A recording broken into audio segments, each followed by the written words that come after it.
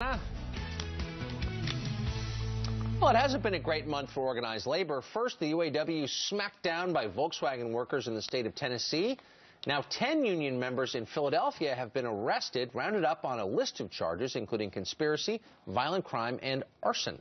Reporter Jillian Melcher has been investigating this for National Review. Jillian, thanks a lot for joining us. Thank you for having me. So, 10 members of Philadelphia's Iron Workers Local 401, based in Philadelphia, had a group, it was kind of hilarious, they called the Helpful Union Guys. The thugs. The thugs. The thugs.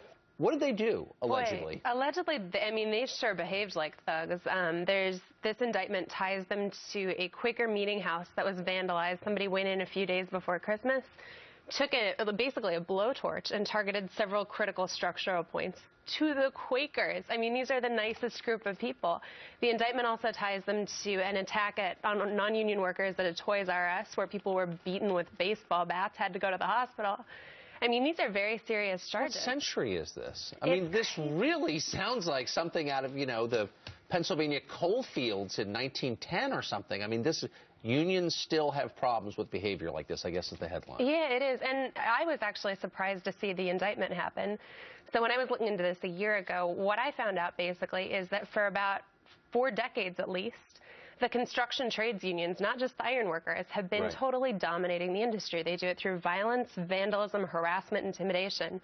And I talked to people who'd been shot at, who'd had explosive planted at their site. I mean, it's very scary stuff, and I think they've gotten away with it. It's been a culture of impunity. Why?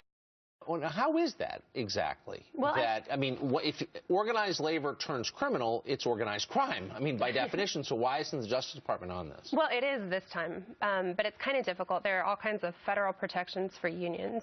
And I think probably the most notable is the 1973 Edmunds ruling in the Supreme Court. It basically says that you cannot prosecute or even investigate a union for criminal activity under the Hobbs Act unless it's engaged, if it's engaged in quote-unquote legitimate union business.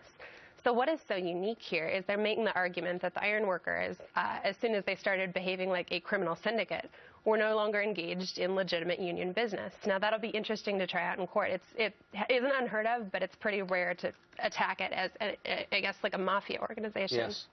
How sad. I mean, there are so many decent union members, especially in the construction trades. I know a ton of them, and they're not hacks and they're not bad people. They're just working men.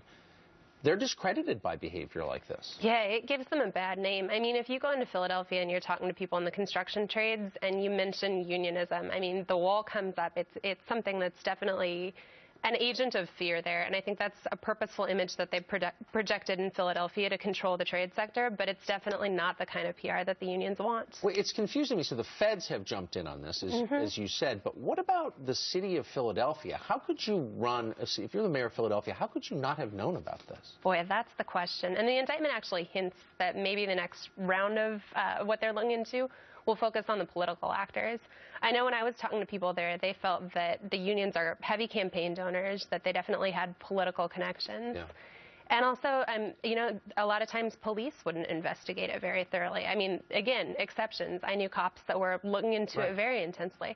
But I think in Philadelphia, I mean, you can break down the reports, you can look at how many convictions, how many even arrests, and it's completely disproportionate. Could that have something to do with the fact that city police departments are by and large unionized? That's what a lot of contractors think. You think? That's what they think, yeah. It's the Brotherhood of Labor. Jillian, thanks a lot for joining us. Thank you for having me. Appreciate it.